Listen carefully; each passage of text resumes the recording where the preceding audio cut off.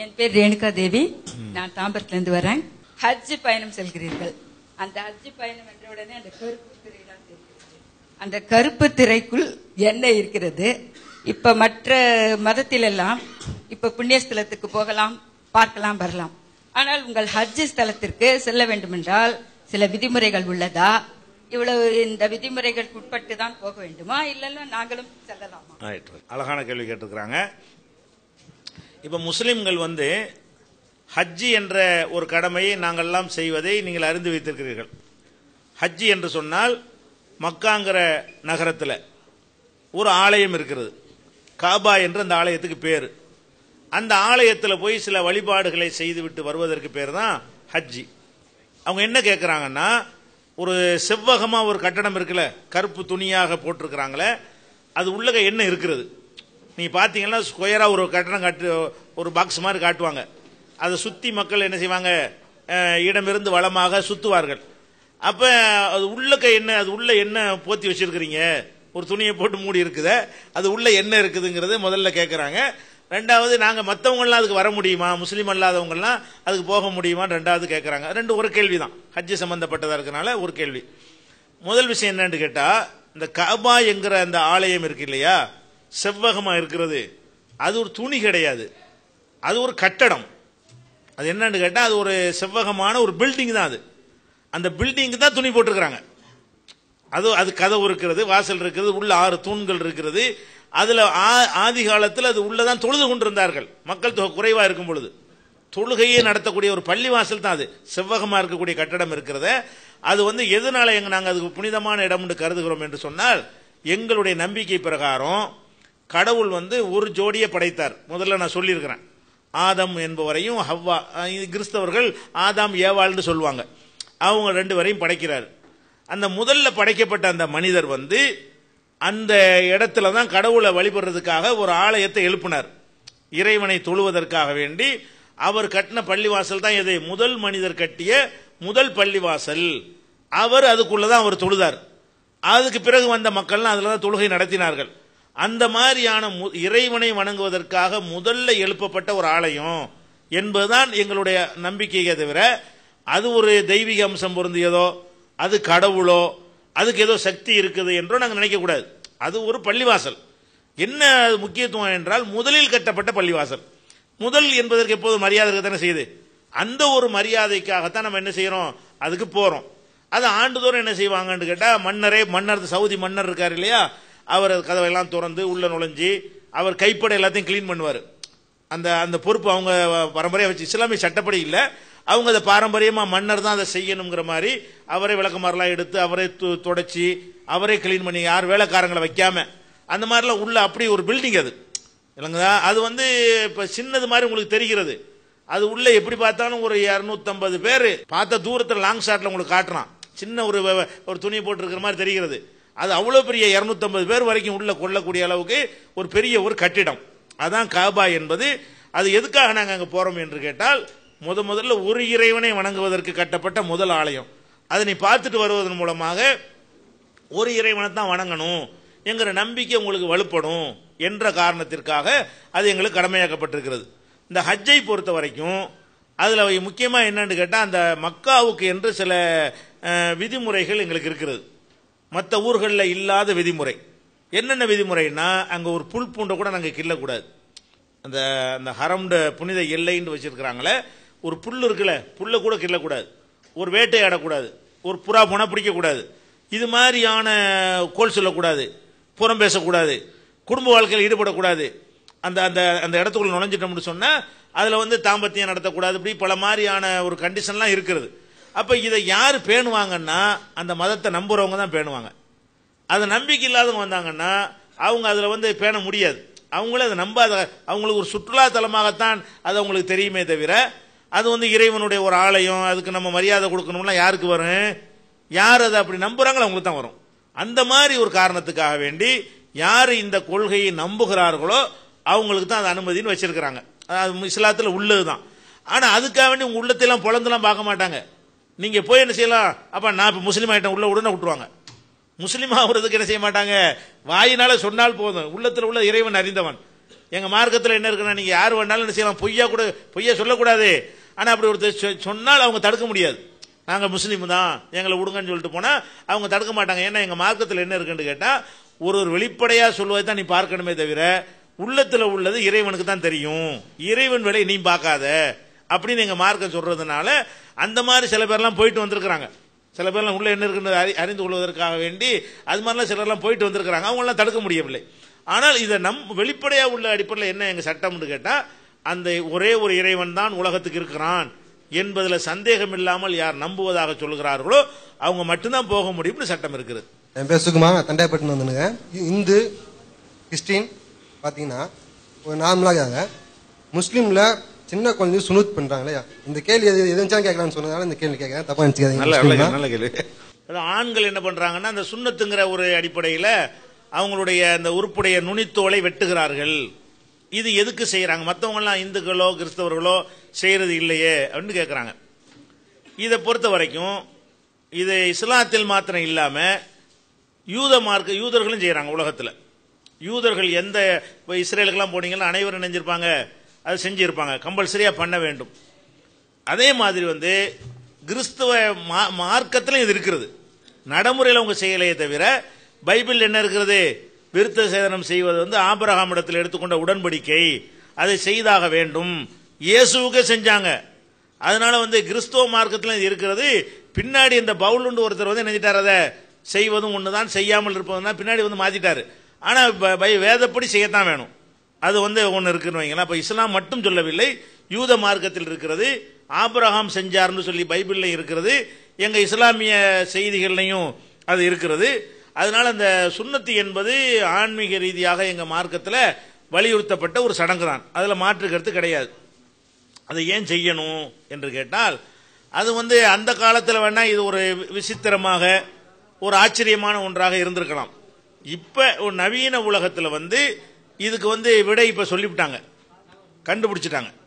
இந்த சுன்னத்து பண்ணுவது பெரிய பெரிய நன்மைகளை பெற்று தரக்கூடியது அப்படின்னு இப்ப கண்டுபிடிச்சிட்டாங்க. என்ன கண்டுபிடிக்கிறாங்கன்னு கேட்டா, இப்ப ஒரு ஆண் யூரின் போறான்னு வைங்க, சிறுநீர் கழிக்கிறான். சிறுநீர் கழித்த பிறகு அது முழுமையாக வெளியேறிடுமானா வெளியேறாது.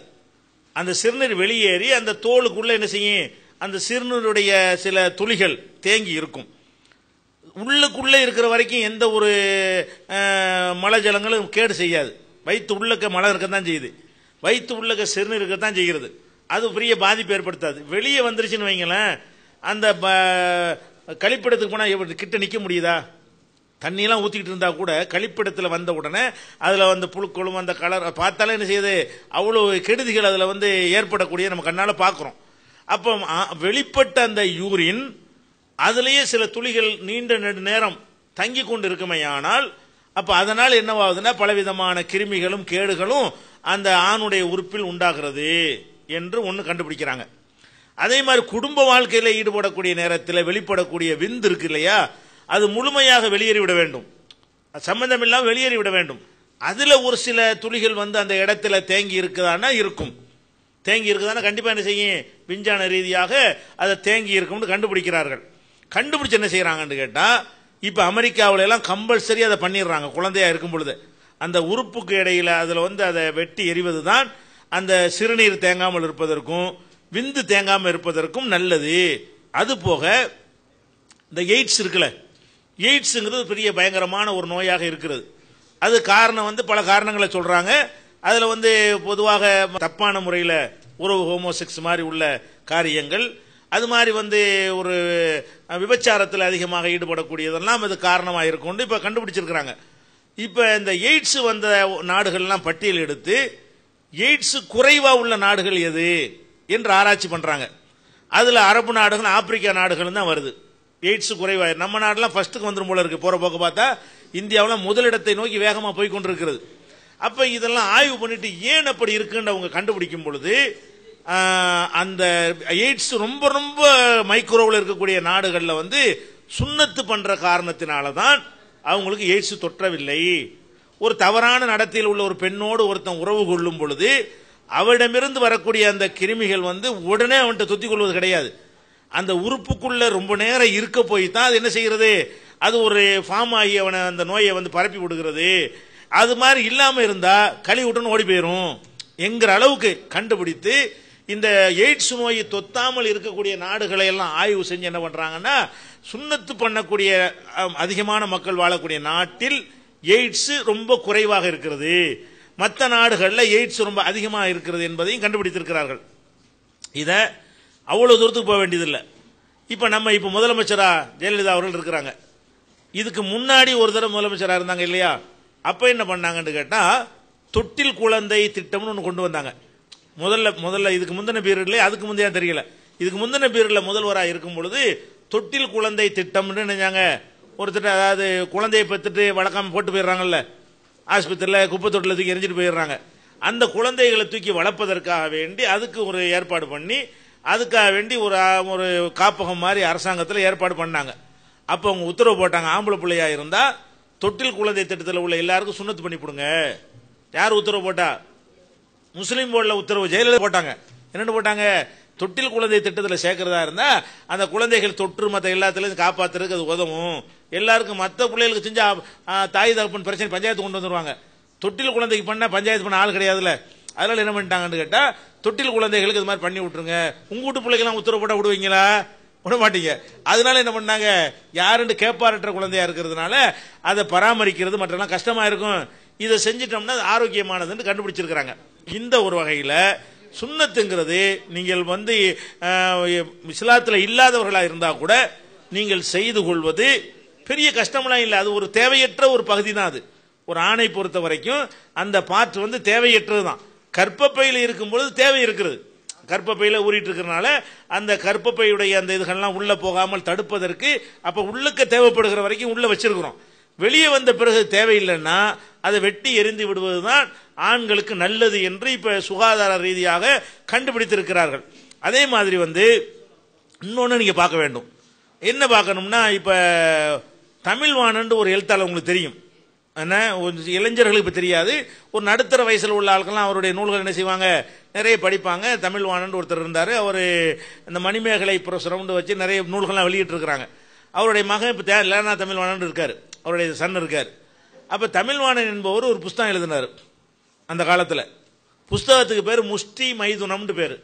தமிழ்ல பேர் வச்சு அசிங்கமா இருக்கும், அது வடமொழியில் வச்சுட்டாரு. அதுக்கு அர்த்தம் செஞ்சா என்னவாயிரும், அதுக்கு வேற மாதிரி ஒரு அசிங்கமான அர்த்தம் வரும். அதனால என்ன பண்ணிட்டாருன்னு கேட்டா, முஷ்டி தெரிஞ்சால்கிட்ட கேட்டுக்கிறேன், நான் சொல்லக்கூட முடியாது, அது அசிங்கமான அர்த்தம். அந்த மாதிரி நினைச்சாரு, முஷ்டி மைதுனம்னு தமிழ் புஸ்தகம் தான், பேர் மட்டும் இப்படி வச்சாரு. அந்த புஸ்தகத்தில் என்ன எழுதுறாருன்னு கேட்டா, இந்த சுன்னத்து பண்ற காரணத்தினால அவங்களுக்கு தாம்பத்திய வாழ்க்கையில முழுமையான ஒரு இன்பம் கூடுதலா கிடைக்கும். ஏன்னு கேட்டா, ஆண்கள் வந்து சீக்கிரம் உணர்ச்சி வசப்பட்டுட்டாங்கன்னா சீக்கிரமா வந்து ஸ்கலிதமாயிரும். சீக்கிரமா ஸ்கலிதமாயிடுச்சுன்னா முழுமையான திருப்தி அவங்களுடைய மனைவிமார்களுக்கு கிடைக்காது. தாமதமா ஸ்கலிதமானதான் என்னவாக அவங்க மனைவிக்கு சந்தோஷமா இருக்கும் அப்படின்னு சொல்லி, இந்த சுன்னத்து பண்ணியவர்களுடைய அந்த உறுப்பு ஓப்பனா இருக்கிறதுனால ட்ரெஸ்ல அதில் உரசி அந்த கூச்சம் நெஞ்சதுல குறைந்து போய்விடும். அவங்களுக்கு அதிக நேரம் சந்தோஷமா இருக்க முடியும். ரொம்ப வேறுமான சொல்ல முடியாது, புத்தகத்தை பார்த்து தெரிஞ்சுக்கிறங்க. ஷார்ட்டா சொல்றேன். இதுல வந்து குடும்ப வாழ்க்கைக்கு கூட அதுல ஒரு நன்மை இருக்கிறதாக யார் சொல்றா? தமிழ்வாணன் அவர் ஆராய்ச்சி பண்ணி, அனுபவ ரீதி ஆராய்ச்சி பண்ணி சொல்லி இருக்கிறார்.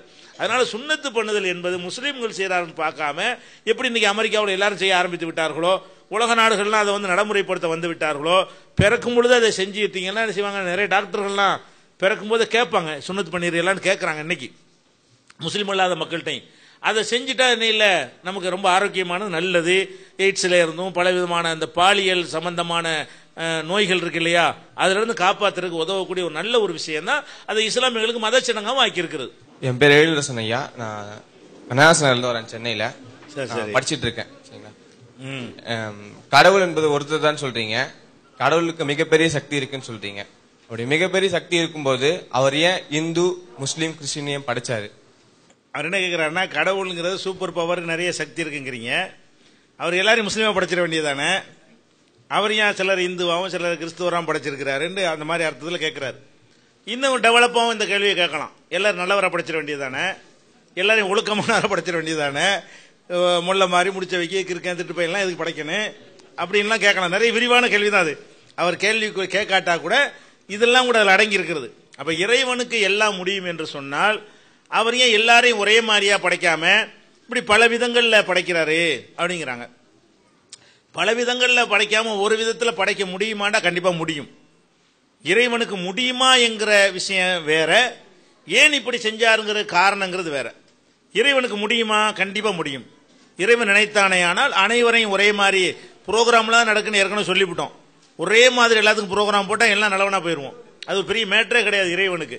ஆனால் இறைவன் ஏன் இதை செய்கிறார் என்பதற்கு இஸ்லாத்தில் எங்களுக்கு ஒரு விடை இருக்கிறது. ஒவ்வொரு மதத்திலும் ஒரு விடை சொல்லுவாங்க. இஸ்லாத்தில் என்ன விடை இருக்குன்னு கேட்டா, நாங்கள் இந்த உலகத்தில் வாழ்வது ஒரு சோதனை கூடம், இதுவே வாழ்க்கை இல்லை. இஸ்லாம் சொல்லக்கூடிய நம்பிக்கை என்னன்னு கேட்டா, இந்த உலகத்தில் நம்ம வாழ்றோம், இறந்துடுறோம், அதுக்கு பிறகு என்ன ஒன்று இருக்கா இல்லையா? அப்ப இஸ்லாம் என்ன சொல்லுதுன்னு கேட்டா, உலகத்தில் எல்லா மனிதர்களையும் ஒரு நாள் கடவுள் அழிப்பாரு. அழிச்ச பிறகு முதல் மனிதர் இருக்கார அவர்ல இருந்து அழிக்கும் போது இருந்தாங்களே அவங்க வரைக்கும் உள்ள எல்லாரையும் திரும்பி அவர் உயிர் கொடுத்து எழுப்புவாரு. எழுப்பி அவங்களுடைய நன்மைகளுக்கும் தீமைகளுக்கும் ஏற்றவாறு சொர்க்கம் நரகம் என்ற பரிசு தண்டனையை என்ன செய்வாரு? சொர்க்கம்ங்கிற பரிசையோ நரகம்ங்கிற தண்டனையோ கடவுள் கொடுப்பாரு. அந்த வாழ்க்கைக்காக தான் இந்த வாழ்க்கையில வாழணும். அதற்குரிய ஒரு பரீட்சை கூடமாக இது இருக்கிற காரணத்தினால் சுதந்திரம் கொடுத்திருக்கிறார். அவர் எல்லாத்தையும் ஒரே மாதிரி ஆக்கிட்டாருன்னா பரிசு கொடுக்க இயலாது, அது தண்டிக்கவும் இயலாது. அவர் என்ன பண்றாருன்னா உங்களுக்கு சுதந்திரம் கொடுக்குற. என்ன சுதந்திரம்? நீ நல்லவனை நடக்கிறியா உனக்கு பரிசு இருக்குது, கெட்டவனை நடக்கிறியா உனக்கு தண்டனை இருக்குன்னு சொல்லி அப்படி ஒரு சோதனை கூடமா படைத்திருக்கும் பொழுது பல விதமா இருந்தா தான் சோதனை ஆகும். ஒரே மாதிரி அனைவரையும் படைத்திருந்தோமே ஆனால் அதுல சோதனைக்கும் வேலை இல்லை, பரிசு கொடுக்கவும் வேலை இல்லை. இயல்பாகவே உள்ள ஒரு விஷயத்துக்கு எப்படி பரிசு கொடுக்குறேன்னு ஆகிவிடும்.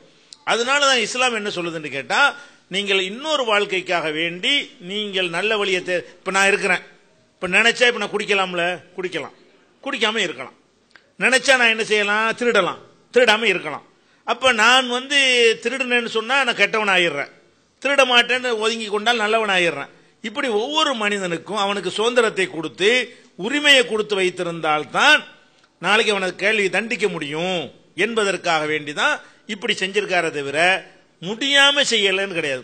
அவருக்கு முடியும், கடவுள் நினைச்சா செய்ய. இதெல்லாம் சின்ன விஷயம், எல்லாரையும் ஒரே மாதிரி ஆக்குறது ஒரு சின்ன விஷயம். அவர் படைச்சிருக்கிற அந்த அண்ட சராசரங்களை பார்த்தீங்கன்னா இவ்வளவு வேலைகளை செஞ்சவர்கள்லாம் ஒரு பெரிய காரியமா? நம்ம எல்லாரையும் ஒரே மாதிரி ஆக்குறது பெரிய காரியமா? அப்படின்னு நினைத்து பார்த்தோம். ஆனால் கண்டிப்பா கடவுளுக்கு முடியும். முடியுங்கிற விஷயம் வேற, அவர் ஒரு நோக்கத்துக்காக நம்ம முடிகிற விஷயத்தை இதை எனக்கு உடைக்க முடியும், நான் உடைக்காம இருப்பேன், அப்படித்தானே? இதை நான் உடைக்க முடியும், தூக்கி எறிய முடியுமா? முடியாதா? தூக்கி எரியலைங்கிறதுனால நான் முடியலன்னு சொல்லக்கூடாது, தேவையில்லை தூக்கி எறியல, அதான் விஷயம். இதை நான் கிழிச்சு போட முடியும், கிழிக்காம இருக்கிறேன், உனக்கு முடியாதுன்னு சொல்லக்கூடாது. எனக்கு முடியும்பா, கிழிக்க விரும்பல, அப்படி சொன்னமா இல்லையா? ஒரு காரியத்தை செய்யாமல் இருக்கிற காரணத்தினால முடியலன்னு சொல்லக்கூடாது. முடியும், முடிகிறதையும் சில நேரத்தில் சில காரணத்திற்காக நம்ம என்ன செய்வோம்? செய்யாமல் இருப்போம். நம்மளே அப்படி செய்யும்போது கடவுள் என்ன செய்வாரு? ஒரு நோக்கத்துக்காக வேண்டி எனக்கு முடியும், ஆனா நான் இதைத்தான் விரும்புறேன், உங்களுக்கு நான் பரிசீலிக்க விரும்புறேன், நீனா விரும்பி எந்த வாழ்க்கை வேணா தேர்ந்தெடுத்துக்க, உனக்கு சுதந்திரம் தர்றேன், திருடுறவன் திருடிக்க, கொலை செய்யறவன் கொலை செஞ்சிக்க, அதுக்கு கேட்கிற நேரத்தில் கேட்பேன் அப்படின்னு கொடுத்திருக்கிற காரணத்தினாலதான் இது ஒரே மாதிரியா படைக்கலையே தவிர இயலாமையினால் படைக்காம இருக்கல. இதுதான் அதற்கு இஸ்லாம் சொல்லக்கூடிய விடை. என் பெயர் சுப்பிரமணி, கொடுங்கையிலிருந்து வருகிறேன், ஓய்வு பெற்ற அரசு ஊழியர். வட்டி கொடுப்பதும் தப்பு, வட்டி வாங்குவதும் தப்பு.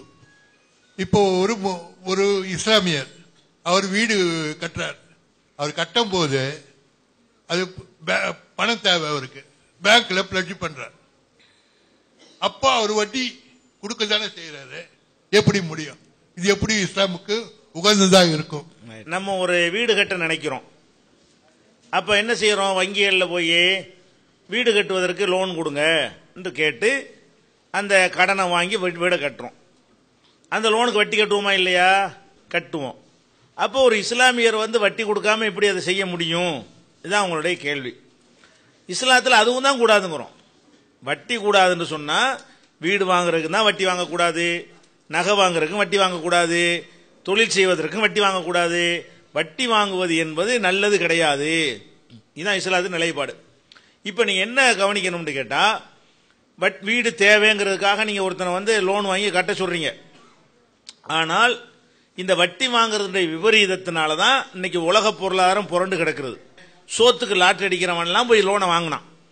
அவன் சாப்பாட்டுக்கே கஷ்டப்படுறவன் வீட்டுக்கு எப்படி லோனை கட்டுவான், அப்புறம் வட்டி எப்படி கட்டுவான்? வாங்கின லோனையும் கட்டணும், மேற்கொண்டு வட்டியும் கட்டணும். வருமானத்தை கொண்டே வாழ முடியாதவன்லாம் என்னஞ்சான் போய் வட்டி வாங்கினானா? வாங்கின பிறகு என்னஞ்சாங்க, கொடுக்க முடியலன்ற உடனே இந்த இடத்த நான் எடுத்துக்கிட்டேன் வாங்கி. ஒரு இடத்த எடுத்தா பிரச்சனை இல்லை, 1000 இடத்த எடுத்தா என்ன ஆகும்? மதிப்பு குறைஞ்சு போயிடும். இப்ப அனைவருடைய வீடுகளையும் வங்கிக்காரன் எடுத்துக்கொண்டு நீ தர வேண்டிய கடனுக்காக வேண்டியும் வட்டிக்காக வேண்டியும் உன் பேர்ல உள்ள வீட்டை வாங்கிட்டான்டான். 1 கோடி ரூபாய் கடன் கொடுத்தான்னு வைங்க, 1 கோடி ரூபாய் அந்த வீட்டை கைப்பற்றிக்கிட்டான்னு வைங்க. இப்ப பல லட்சக்கணக்கான வீடுகள் இப்படி கைப்பற்றும் போது அதை விற்க போனா 1 கோடி ரூபாய் வீட்டை 1 லட்சம் ரூபாய் கேட்கறான். இப்ப வங்கி திவால். வங்கியில் என்னவாகுது? வட்டியும் வரல, வட்டிக்காக கைப்பற்றின வீடுகளுக்கும் அதற்குரிய மதிப்பு கிடைக்க மாட்டேங்குது. அப்ப வட்டி வீடு அலைகிறான், வீடு வேணுமா வீடு வேணுமாங்கிறான், ஏலத்தில் விடுறான். அப்ப வீடை வாங்குறதுக்கு எவனும் தயாரா இல்லைங்க. ஒன்னு இருந்தா கிராக்கியா வாங்கலாம், கோடிக்கணக்கில் வீடு வச்சிருந்தா எவன் வாங்குவான்? அப்ப 1 கோடி ரூபாய் கடன் கொடுத்ததுக்கு கைப்பற்றின ஒரு வீடு 5 லட்சம் ரூபாய்க்கு தரியான்னு மக்கள் கேட்கிற அளவுக்கு ஆகி போச்சு. இப்ப வங்கியெல்லாம் இழுத்து மூடுறான். அரசாங்கத்திலிருந்து வங்கியை நிப்பாட்டுறதுக்காக தூக்கி கொண்டு கடனை கொடுக்குறான், மறுபடியும் மூடுறான். இதை சொல்லி தான் ஒபாமா ஆட்சிக்கு வந்தாரு. வருஷம் 5 முடிய 4 முடிய போகுது. அடுத்த தேர்தலுக்கு வேலை நடத்திக்கிட்டு இருக்கிறாங்க. இன்னும் முடியல, இன்னும் அமெரிக்கா நிமிரல, மேற்கத்திய நாடுகள் நிமிரல. இன்னும் அந்த பொருளாதார சரிவுல இருந்து தூக்கி நிப்பாட்ட முடியல. காரணம் என்ன? ஏன் உங்கள்ட்ட சக்தி எதுக்கு வட்டி வாங்குறீங்க? வீடு தேவைன்னா நீங்க சேமிச்சு வாங்க, உங்களுக்கு 7 வாங்க. அது நீங்க 1 லட்சம் ரூபாய் வீடு வாங்கிட்டு 1.5 லட்சம் ரூபாய் கொடுக்கணும், வட்டினா தானே? 1 லட்சம் ரூபாய்க்கு கடன் வாங்கிவிட்டு 1.5 லட்சம் ரூபாய்க்கு பண்ணி கொடுக்குற, நீ தேவையில்லாம கஷ்டப்படத்தானே போற. சாப்பிடாம குடிக்காம கடைசியில் என்ன செய்வ? அவன் வட்டிக்கு மேல வட்டி, வட்டிக்கு மேல வட்டி, வட்டிக்கு மேல போட்டு 10 லட்சம் ரூபாய்க்கு பெருமானம் உள்ள வீட்டை வட்டிக்கு வாங்கி ஒருத்தன் கட்டினான்னு சொன்னா 25 லட்சம் ரூபாய் நிக்குது.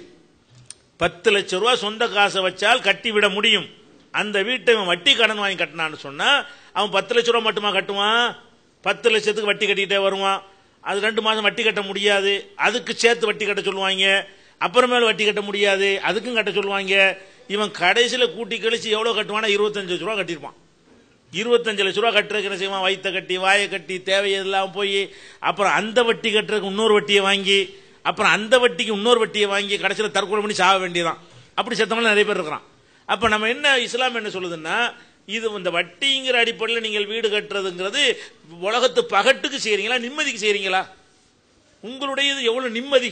நம்ம வீடு வாடகை விட நமக்கு பிரச்சனை இல்லை, சொந்த விட நம்ம வீடு எவ்வளவு நிம்மதி. 1000 ரூபாய் சம்பாரிச்சோமா, 500 ரூபாய் செலவழிச்சோமா, 500 ரூபாய் மிச்சப்படுத்தணுமான்னு இருக்கணும். அல்ல 1000 ரூபாய் சம்பாரிச்சோமா, அது 1000 ரூபாய் செலவழிச்சோமா முடிஞ்சு வச்சுட்டு இருக்கணும். நீங்க என்ன செய்றீங்க? 1000 ரூபாய் சம்பாதிக்கிறீங்க, சோத்துக்கு 200 ரூபாய் எடுத்துக்கிறீங்க, வட்டிக்கு 800 ரூபாய் கொண்டு கொடுக்குறீங்க. நீங்க சாப்பாட்டுக்கு 200 ரூபாய் எடுத்துக்கொண்டு வட்டிக்கு 800 ரூபாய் கொடுக்குறீங்க. ஒரு மாசம் ரொம்ப திடீர்னு வயிற்று வழியா போயிடும், தலைவலியா போயிடும், மருத்துவ செலவாகி போயிடும், 1000 ரூபாய் கட்ட முடியாது. அப்ப என்ன செய்வான்? அதுக்கும் சேர்த்து வட்டியை கட்டுறாமா. இது என்ன? இது ஒரு வாழ்க்கையா? இது நிம்மதியா இருக்க வேணாம், மனுஷன் சந்தோஷமா இருக்க வேணாம்? உங்களுடைய நிம்மதி எவ்வளவு குறைஞ்சு போகுது. அப்ப கந்து வட்டியில வாங்கினீங்கன்னா ஆளுக்கு அடியால வச்சு அடிப்பான், பேங்க்ல வாங்கினா சொத்தை எடுத்துட்டு போயிருவான். கந்து வட்டி வாங்குறவன்ட்ட தனிநபர் வாங்கினீங்கன்னு வைங்க, வட்டி தொழில் சரி எல்லாரும் ரவுடி வச்சிருக்கிறான், தூக்கிட்டு போய் என்ன செய்வான்? கொலை பண்ணிடுவான், பொண்டாட்டியை கொலை பண்ணிடுவேன், உடனே பிள்ளைய கடத்திட்டு போயிருவான்மா. நம்ம அதை என்ன செய்யணும்? இப்படிலாம் நடக்குதா இல்லையா? நமக்கு உள்ளதை கொண்டு செஞ்சோம்னு கேட்டா குறைஞ்ச அளவில் நமக்கு என்ன செய்யும்? கிடைத்து விடும். அதே மாதிரி ஒரு தொழிற்சாலை நடத்தினான்னு வைங்க, ஒரு பொருளை தயாரிக்கிறான், சொந்த காசுல தயாரிச்சான்னா இது 10 ரூபா அடக்கமாகும். வட்டிக்கு வாங்கி தயாரிச்சா 15 ரூபா ஆயிரும்ல. இது ஏன் காசை போட்டு தயாரிச்சேன்னா 10 ரூபா அடக்கமாகும். வட்டிக்கு வாங்கினா அந்த வட்டி இதுல இருந்து வைக்கணும், வட்டிக்கு தனியாக நோட் அடிக்க முடியும். இந்த வட்டி எதுல இருந்து கட்டணும்? இந்த பொருளை உற்பத்தி செலவெல்லாம் சேர்க்கணும். அப்ப சேர்த்தோம்னு சொன்னா 10 ரூபா பொருள் 15 ரூபாய்க்கு ஆச்சுன்னு சொன்னா விற்கும்போது 20 ரூபாய்க்கு தானே விற்போம். மக்களுக்கு விலைவாசி அதிகரிக்கிறது எதை காரணம்? கத்துறாங்க, விலைவாசி கூடி போச்சுங்கிறாங்க. ஏன் கூடாதுங்கிறேன்? நீ போட்டு வட்டி, வட்டிக்கு மேல வட்டி, வட்டிக்கு மேல வட்டின்னு போட்டு செஞ்சீங்கன்னு சொன்னா குறைந்த செலவில் உற்பத்தி ஆகக்கூடிய பொருள் அதிக செலவு ஆகுமா இல்லையா? அதிக செலவான அதிக விலைக்கு தானே விற்பான். அப்ப இப்படி வட்டிங்கிற ஒரு அர்ஜென்டினா ஒரு நாட்டில் வட்டியை வாங்கி உலக வங்கியில கொடுக்க முடியாம நாட்டை விட்டு ஓடி போயிட்டான் அதிபர் தனி விமானத்தில். பாருங்களேன், விமானத்தில் ஏறி நாட்டை விட்டு நினைஞ்சிட்டான், ஓடி போயிட்டான். அந்த மாதிரி அந்த வட்டிங்கிறதுனால என்ன ஏற்படுதுன்னு விளங்குதா உங்களுக்கு? நாடே அழிஞ்சு போயிருது. நம்ம நாட்டை எடுத்துக்கிட்டீங்கன்னா நீங்க ஆச்சரியப்படுவீங்க. நமக்கு வரக்கூடிய வருவாயில 30% வட்டி கொடுக்கிறோம். நம்ம நாடு உலக வங்கியிலையும் இன்னும் பிற 1 லட்சம் கோடி ரூபாய்க்கு இந்த நாட்டுக்கு வந்து வருமானம் வந்துச்சுன்னு சொன்னா அதுக்கு வட்டி எவ்வளவு நம்ம கொடுக்குறோம், வரி போடுறான்னு சொன்னா 1 லட்சம் கோடி ரூபாய் நமக்கு வந்து வரியா வாங்கி அதுல என்ன செய்யறான் 30% வந்து உலக வங்கிக்கு வட்டி கொடுத்துக்கிட்டு இருக்கிறான், அசல் கொடுக்கல இன்னும். இது போன தடவை 25% இருந்துச்சு, இப்ப 30 ஆகி போச்சு. இப்படியே கொண்டு போனான்னு வைங்க, கடைசியில டபுள் ஆகி போயிடும். வரியை கொண்டு வட்டி தான் கொடுக்க முடியும்.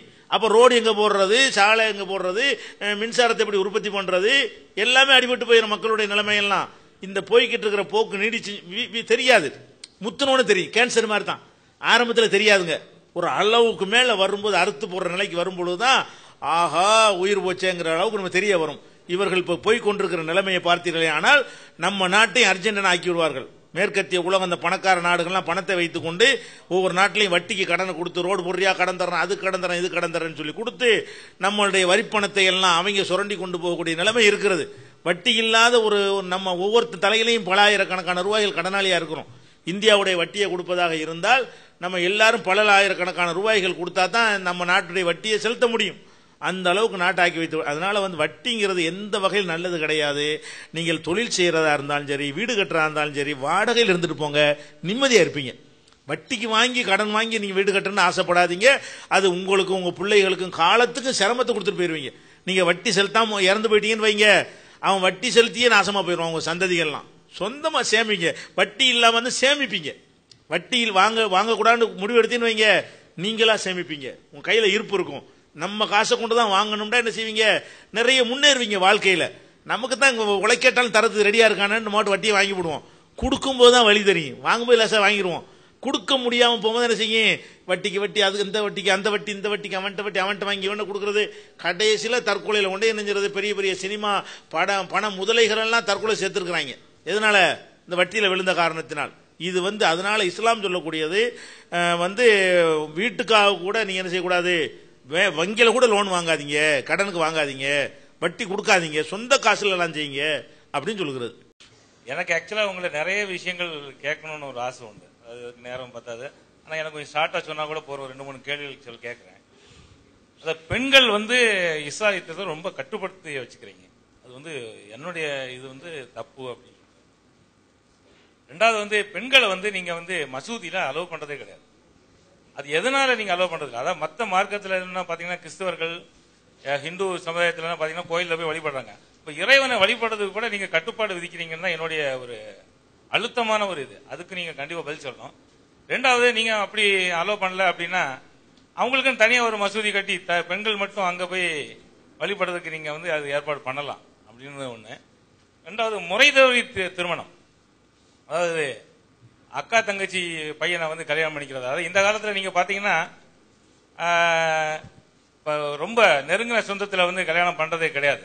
ஏன்னா அவங்களுக்கு வந்து பிறக்கிற குழந்தைகள் ஊனமற்ற வரக்கு வாய்ப்பு இருக்கு அப்படின்னு சொல்லிட்டு. ஆனா அது வந்து முஸ்லீம் சமுதாயத்தை சகோதரர்கள் பாத்தீங்கன்னா அக்கா தங்கச்சிங்களை வந்து கல்யாணம் பண்ணிக்கிறாங்க. அது வந்து தவறுன்ற என்னுடைய சுட்டிக்காட்டு. அது வந்து மற்ற சமுதாயத்துல வந்து கிடையாது. இப்போ நீங்க சொன்னீங்க அதே மாதிரி உருவ வழிபாட்டை வந்து நான் உருவ வழிபாட்டை வணங்குறது கிடையாது, எனக்கு அது பிடிக்கிறது இல்லை. நான் ஹிந்து தான். ஏன்னா உருவ வழிபாட்டில் வந்து ரொம்ப அழகா திருத்தமா சொன்னீங்க. இது என்னுடைய கொஸ்டின் தான். இது தர்கால போய் வணங்குறது வந்து பெரிய தப்பான விஷயம். அது மனுஷன் வந்து படைக்கிறத வந்து வணங்கக்கூடாதுன்னு தான் உங்களுடைய மார்க்கம்னு சொல்லுது, அதை நான் ஏத்துக்கிறேன். அது வந்து எனக்கு ரொம்ப பிடிச்சது தான். ஆனா இன்னைக்கு இந்த வந்த முஸ்லீம்ஸ்ல யாரு வந்து தர்கால போய் யாரு சாமி கும்பிடாதவங்க யாராவது இங்க இருக்காங்களா சொல்லுங்க பார்க்கலாம். இருக்காங்க, கண்டிப்பா அவங்களும் தர்காவுக்கு போயிருப்பாங்க. அது தப்பு, ஹராம் தான். அதை வந்து மாத்திக்கணும். இந்த 3 கேள்விக்கு நீங்க ரொம்ப விளக்கமா சொல்லாட்டாலும் கொஞ்சம் ஷார்ட்டா கொஞ்சம் சொல்லி கொடுங்க. சரி, 3 நாள் பெண்கள் சம்பந்தமா கேட்கிற ஒரே கேள்வி ஆகிக்கலாம். சரியா, பெண்களை வந்து அடக்கி வச்சிருக்கிறீங்க, பெண்களை பள்ளிக்கு வர்றது இல்லைங்கிறதெல்லாம் ஒரு 3 பிரிச்சாலும் நம்ம ஒரே கேள்வியா எடுத்துக்கொண்டு ஒரு கேள்வி நம்ம சொல்லிட்டோம். அவர் 3 பிரிச்சு கேட்டிருக்கிறது அது ஒரு கேள்விதான். இப்ப பெண்களை வந்து இஸ்லாம் மார்க்கத்தில் வந்து அடக்கி வைத்திருக்கிறார்கள் அப்படின்னு சொல்றதுல வந்து பள்ளிவாசலுக்கு வர்ற விஷயத்தை முதல் எடுத்துக்கொள்வோம். இந்த பள்ளிவாசலுக்கு பெண்கள் வருவதை பற்றி இஸ்லாம் என்ன சொல்கிறது? நபிகள் நாயகம் அவங்களுடைய காலத்துல எல்லாம் பள்ளிவாசலுக்கு பெண்கள் 5 நேரம் தொழுகணும்னாங்க. 5 நேரமும் வருவார்கள். பெண்கள் வந்து பள்ளிவாசலுக்கு வருவதற்கு எந்த விதமான தடையும் இருக்கவில்லை. எல்லாரும் பள்ளிவாசலுக்கு வருவார்கள், வெள்ளிக்கிழமை தொழுகைக்கு வருவார்கள். இது நபிகள் நாயகம் காலத்தில் இருந்தது, தடுக்கக்கூடாது என்று நபிகள் நாயகம் உத்தரவு போட்டார்கள்.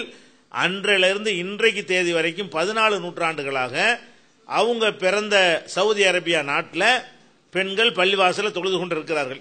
இந்த நிமிஷம் வரைக்கும் அவங்க காலத்தில் தொடர்ந்த அந்த வழிபாட்டு முறை.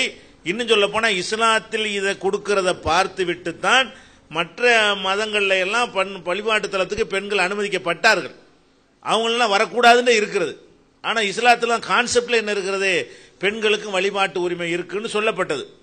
ஆனால் நம்ம இந்தியாவில் உள்ள முஸ்லிம்கள் அறியாமையின் காரணமாகத்தான் பள்ளிவாசல்ல பெண்களை அலோவ் பண்ணுவது கிடையாது, அது தேவையற்ற குழப்பங்கள் வருதுன்னு சொல்லி இந்த முஸ்லிம் மன்னர்கள், மார்க்கத்தை அறியாத மூடர்கள் முஸ்லிம் மன்னர்களா இருந்தார்கள்.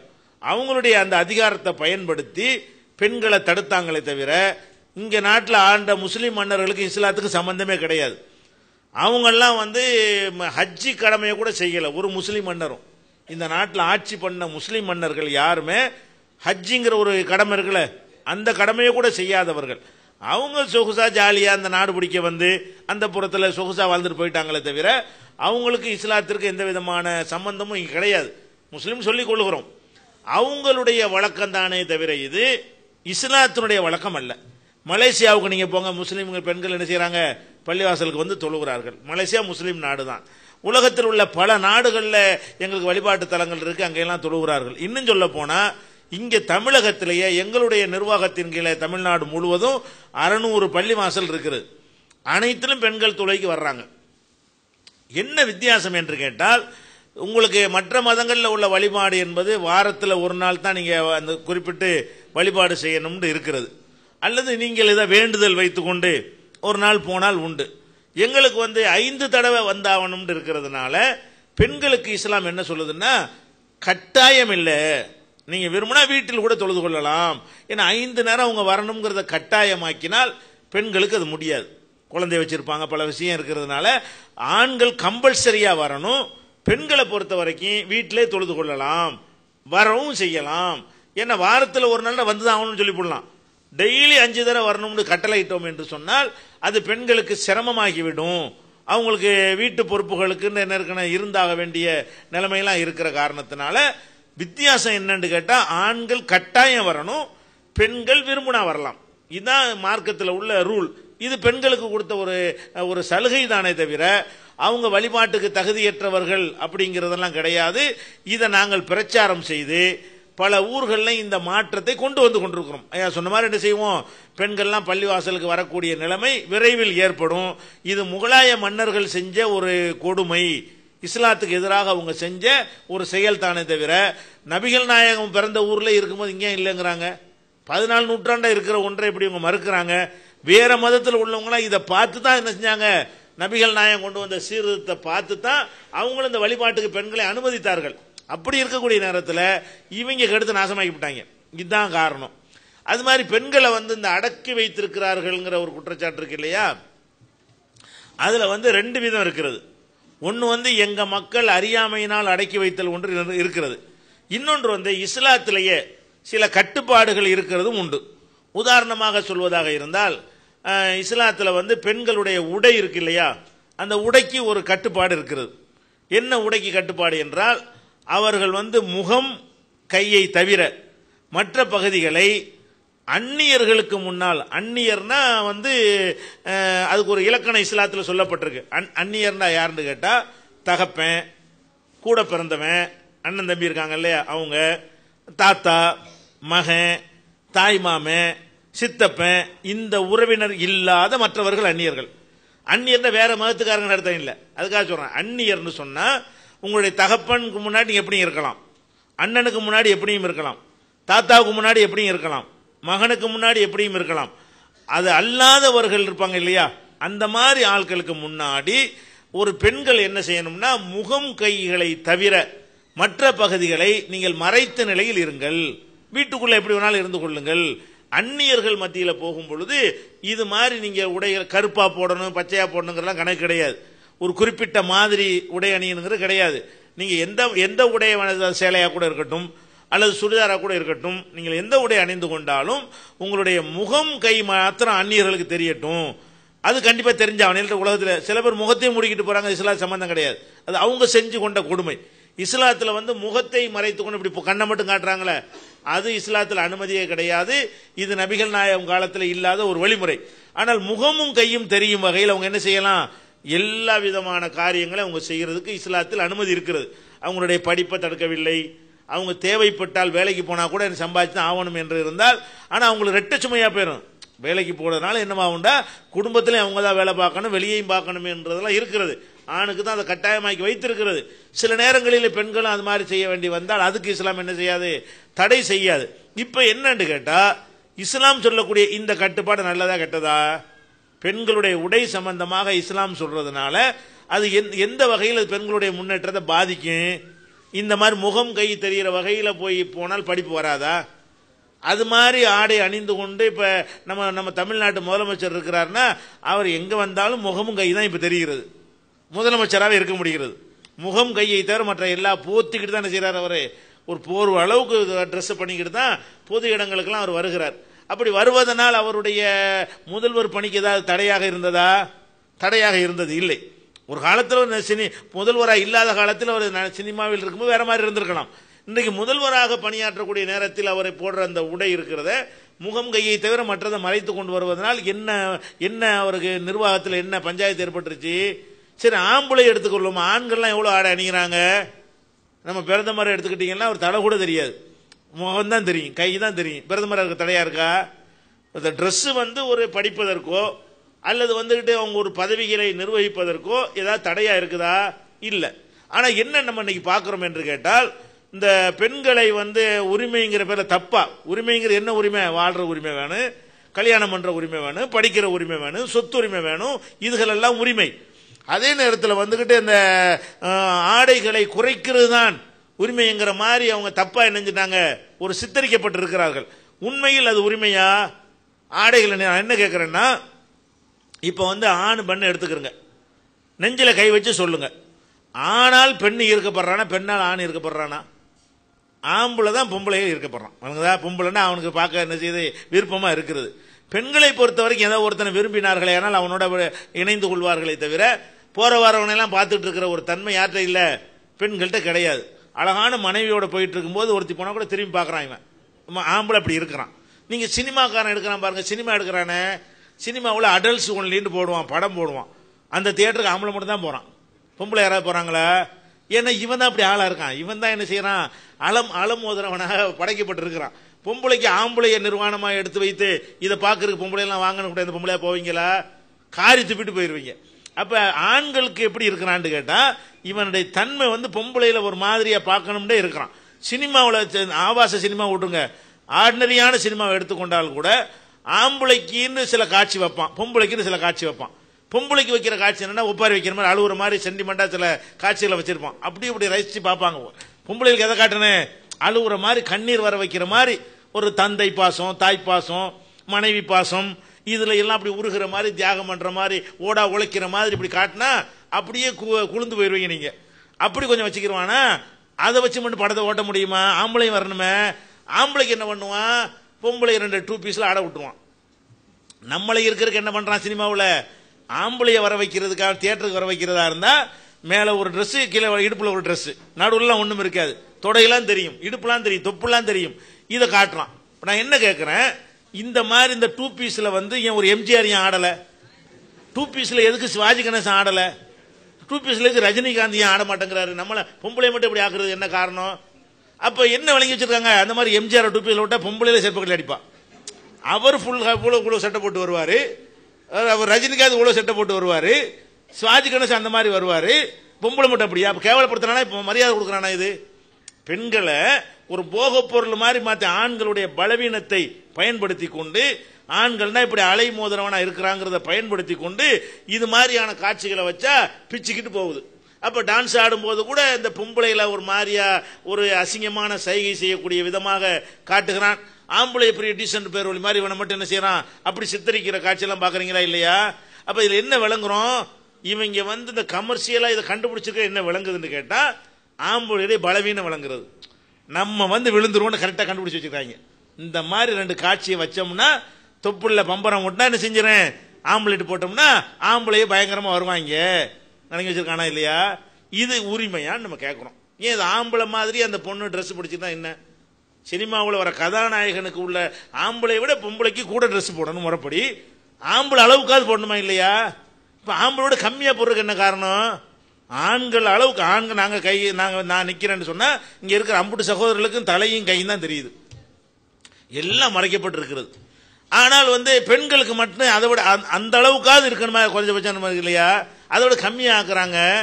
ஒரு பள்ளிக்கூடத்தில் கூட மாணவர்களுக்கு ட்ரெஸ் பேண்ட் போடுறான், மாணவிக்கு குட்டை பாவாடைங்கிறான். அட என்னடா அறிவு உங்களுக்கு வேலை செய்தா இல்லையா?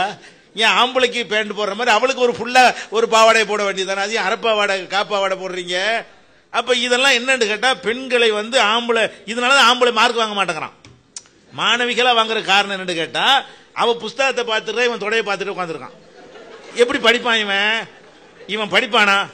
ஆம்பளையுடைய கண்ணு பூரா வேற மாதிரி போகுது, படிப்பில்லாம் போறதுக்கு காரணம் என்னன்னு கேட்டா இந்த மாதிரி பெண்களை வர வைத்து விட்டு பெண்கள் தான் மார்க் ரொம்ப வாங்குறாங்கன்னா இவனை விஞ்ஞானிகள்லாம் ஆம்பளை எல்லாம் இருக்காங்க. அந்த பின்னாடி ஆராய்ச்சி பண்ணவர்கள் ஆண்கள் நிறைய இருக்கிறாங்க. ஆனா இந்த பள்ளிக்கூட விடலை பருவத்தில் அடிபட்டு போறது காரணம் என்னன்னு கேட்டா இந்த மாதிரியான பெண்களுடைய அந்த ட்ரெஸ் விஷயத்தில் இவங்க செய்யற கோளாறுனால இதெல்லாம் ஏற்படுகிறது. இது இஸ்லாம் என்ன சொல்லுதுன்னு கேட்டா நான் இது தெரியுது நல்லா. நீங்க போய்கிட்டு இருக்கிறீங்க, எல்லாருடைய கண்ணு இந்த இடை பக்கம் தான் வருது. ஆம்பளை எல்லாம் ஒரு அழகான நீங்க பெண்ணா இருந்து ஒரு வாட்ட சாட்டமா இருந்தீங்க என்று சொன்னா உங்களை எங்க பாக்குறாம ஒரு ஆம்பளை ஒரு மாதிரியா பாக்குறான், எங்க பாக்குறான் தெரியுதுல? ஏன் அந்த கேப்பை விடணுங்கிறேன். எதை அவன் பாக்குறான்னு தெரிகிறதோ அதை நம்ம மறைச்சா என்ன? முழுசா அந்த ட்ரெஸ்ஸை போடாம நடுவில் எதுக்கு இடைவெளி எதுக்கு? சரி பின்னாடி சட்டைன்னு ஒரு போடுறீங்க, சட்டைங்கிறது ஒரு மறைக்கிறதுக்கு தானே சட்டை போடணும். அதுக்கு ஏன் ஜன்னல் எதுக்கு? சட்டைக்கு ஜன்னலா? சட்டையை போடுறீங்க, சட்டைக்கு என்ன பண்ணிக்கிறோம்? அதுக்கு ஒரு ஜன்னல் வேற வைக்கிறோம், காத்து போறதுக்கா ஜன்னல் இல்ல. அப்ப அந்த சட்டை கூட என்ன இருக்குன்னு கேட்டா பின்னாடி முதுகுல 2 இன்ச்சுக்கு தான் இருக்கு. முன்னாடி முதுகுல எவ்வளவு இருக்கு?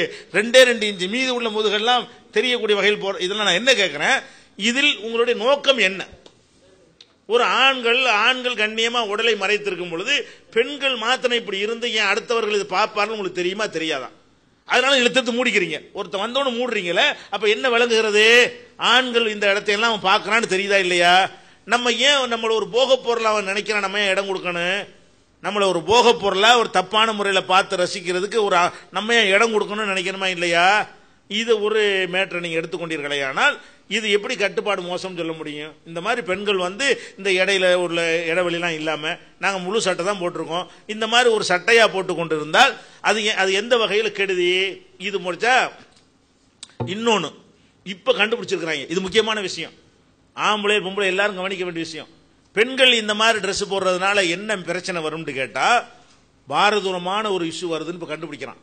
என்ன கண்டுபிடிக்கிறான்னு கேட்டா பெண்கள் இந்த மாதிரி ஒரு அதாவது இடையை காட்டி அவங்களுடைய அங்கங்களை எல்லாம் எடுப்பாக காட்டி ஆண்கள் மத்தியில் நடமாடுறாங்கன்னு வைங்க. அப்ப என்ன ஏற்படும் கேட்டா ஆண்களுக்கு ஒரு விதமான ஒரு கிளர்ச்சி ஏற்படும். இந்த மாதிரி கிளர்ச்சி ஏற்படும் பொழுது இது அசிங்கமா பேசுறேன்னு நினைக்க கூடாது. இப்ப கண்டுபிடிச்ச விஞ்ஞான கண்டுபிடிப்பு ஒரு 3-4 வாரத்துக்கு முன்னாடி, ஒரு மாசத்துக்கு முன்னாடி குமுதம்ங்கிற பத்திரிகைகளோடு இது வந்தது. வேற வேற பத்திரிகைகள்லாம் இந்த செய்தி இணைஞ்சிருக்க இந்த கண்டுபிடிப்பு வந்திருக்கிறது. குடும்ப வாழ்க்கையில் ஈடுபடுவதற்குரிய அந்த உத்வேகம் அவனுக்கு வராது. இந்த மாதிரியாக உடை அணியக்கூடிய ஊர்கள்ல எல்லாம் ஆண்கள் பெண்களோட தாம்பத்திய வாழ்க்கையில சரியா ஈடுபட முடியாது. அது மாதிரி இந்த புளு பிலிம் பாக்குறவன் இந்த மாதிரி பெண்களை இந்த மாதிரியான கோலத்திலேயே நடக்கக்கூடிய நாடுகள்ல எல்லாம் ஆண்கள் பெண்கள்கிட்ட என்ன செய்ய முடியாது, சந்தோஷமாக குடும்ப வாழ்க்கையை அனுபவிக்க முடியல, அவங்களால அந்த இல்லற இன்பம் கிடைக்க முடியலங்கிறான். அதே நேரத்தில் இப்படி இல்லாத நாடுகள்ல, அரபு நாடுகள்ல அங்கெல்லாம் பாத்தீங்கன்னா அவங்க தாம்பத்தியத்தில் எந்த விதமான இதுக்கு அனுமதி கிடையாது. ட்ரெஸ் எல்லாம் ஒழுங்கா போட்டு தான் அங்க நடக்க முடியும். ட்ரெஸ் இன்னும் சொல்ல போனா ட்ரெஸ் போட்டும் போடாத மாதிரி எல்லாம் அவ்வளவு இறுக்கமான முறையிலலாம் சில பெண்கள் போட்டுக்கொண்டு நடக்கிறார்களே, அதையெல்லாம் பார்க்கக்கூடிய ஆண்களுக்கு அந்த மாதிரியான அடிக்கடி இந்த நீர்க்கசிவு ஏற்படுமையானால் அப்ப அவங்களுடைய ஆண்மை நெஞ்சரன் குறைந்து விடும். பெண்களுடைய ஆடையினால் ஆண்களின் ஆண்மை குறையும் என்று விஞ்ஞானிகள் ஆயிரக்கணக்கான பேர் ஆய்வு செஞ்சு இப்ப கண்டுபிடிச்சு பொதுவான பத்திரிகைகள்லாம் அந்த நியூஸ் வந்திருக்கிற நீங்க பாக்குறீங்க. அப்ப நம்ம என்ன செய்யணும்னா ஆணு பெண்ணு கலந்து வாழக்கூடிய ஒரு சமூகத்துல ஆணை என்ன பாதிக்கும், நான் போட்டுக்கிறேன்னு போயிடக்கூடாது.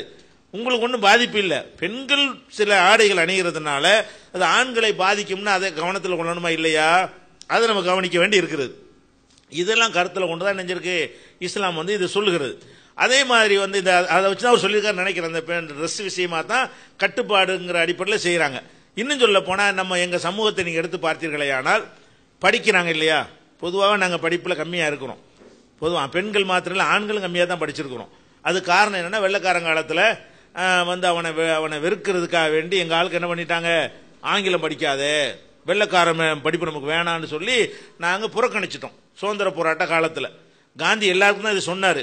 நாங்கள் மட்டும் தான் கிறுக்குத்தனமா அம்புட்டையும் கேட்டுட்டோம். மற்றவங்களாம் படிச்சுக்கிட்டே இருந்தாங்க, காந்தி சொல்ல யாரும் கேட்கல. நாங்கள் அவர் சொல்ல கேட்டு என்ன பண்ணிட்டோம், ஒத்துழையாமை இயக்கம்னு சொன்னாரா, படிக்கிறவன்லாம் படிப்பை விட்டு ஓடியாந்துட்டான், வேலை பார்த்தவன்லாம் வேலையை விட்டு ஓடியாந்துட்டான், ஒத்துழையாமை உனக்கு ஒத்துழைக்க மாட்டோன்றாரு. நாங்கள் 100% கடைப்பிடிச்சு என்ன பண்ணிவிட்டோம், ஆங்கிலம் படிக்காமல் வந்தனால எங்கள் அப்பா படிக்கல, நானே 4ஆம் கிளாஸ் படிக்கல, என்னை படிக்க வைக்கல.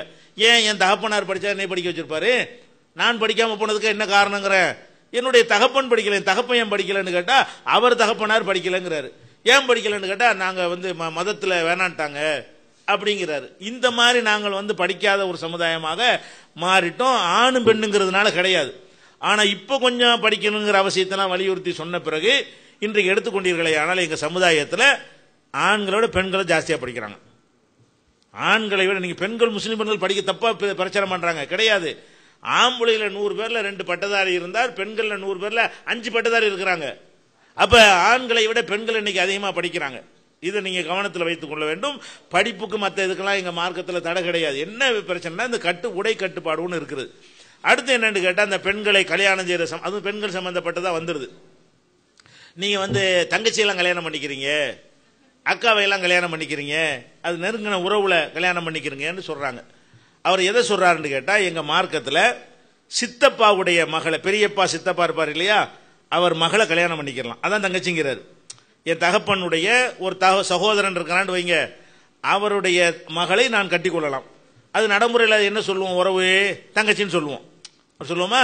அது மாதிரி சின்னமா இருக்கு, அம்மாவுடைய கூட பிறந்தவங்க இருக்காங்கன்னு வைங்க, அம்மாவுடைய அக்கா அம்மாவுடைய தங்கச்சி இருக்காங்கன்னு வைங்க, அவங்களுடைய பிள்ளையை நம்ம சகோதரின்னு சொல்லுவோம். அதையும் நாங்கள் கல்யாணம் பண்ணி கொள்ளலாம். அப்ப இவ்வளவு நெருக்கமா போய் அக்கா தங்கச்சிங்கிற அண்ணன் தங்கச்சிங்கிற முறையில் கல்யாணம் பண்ணுவது சரியா அப்படிங்கிறது ஒரு முக்கியமான ஒரு கேள்வியா கேட்கிறாங்க. அதே நேரத்தில் இப்படி நெருக்கத்தில் கல்யாணம் பண்றதுனால நிறைய குறைபாடுகள்லாம் இருக்கிறது, விஞ்ஞான ரீதியாக அதை வந்து சொல்றாங்கிறாங்க. அது விஞ்ஞான ரீதியாக அது அப்படி நிரூபிக்கப்படலை. சொல்லிக் கொண்டிருக்க நீண்ட காலமாக டாக்டர்கள் சொல்லுகிறார்கள், எவ்விதமான ஆய்வும் இல்லாமல் எவ்விதமான முறைப்படி விஞ்ஞான ரீதி ஆராய்ச்சியும் பண்ணாமல் யாரோ ஒரு டாக்டர் சொன்னதை வைத்துக்கொண்டு காப்பி அடித்துக்கொண்டு சொல்றாங்களே தவிர, உறவுல கல்யாணம் பண்ணவர்களும் மற்றவர்கள் கல்யாணம் பண்ணவர்களுக்கு மத்தியில் ஒரே மாதிரியா தான் ரிசல்ட் இருக்கு.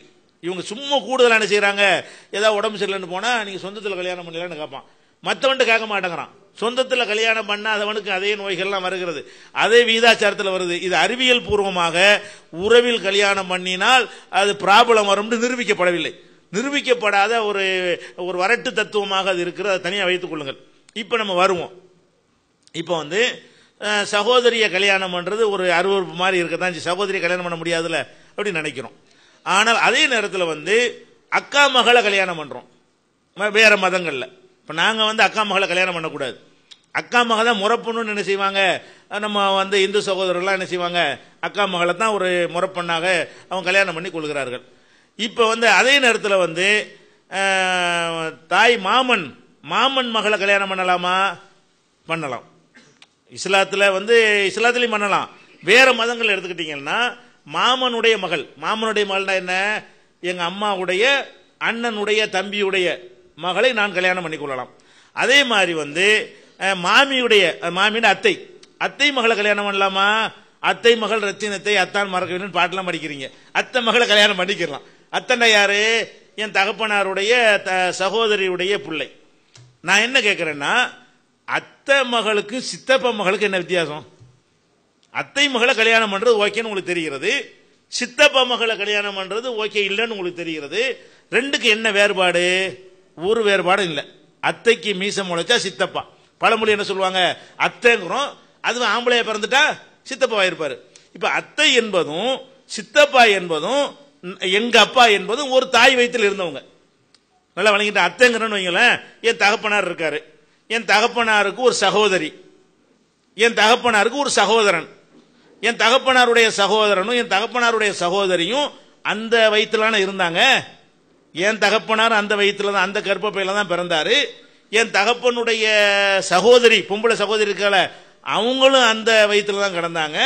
என் தகப்பனாருடைய சகோதரர் ஆம்பளை இருக்கிறாரு, அவர் அந்த வயிற்றுல இருந்தாங்க. அப்ப இதுல வந்து உறவு நெருக்கம்னு எடுத்து பாத்தீங்கன்னா ரெண்டு சமந்தான. நம்ம தானே சகோதரி சும்மா சொல்லிக் கொள்கிறோம், சித்தப்பா மகங்கிற சகோதரி சொல்லிக்கிறோம். என் தகப்பனோட பிறந்த சகோதரி மகளை நான் கட்டிக்கொள்ளலாம் என்றால் சகோதரன் மகளை கட்டிக்கொள்ளக்கூடாதுன்னு பிரிக்க என்ன வேறுபாடு இருக்கிறது? ஒரு வேறுபாடும் இல்லை.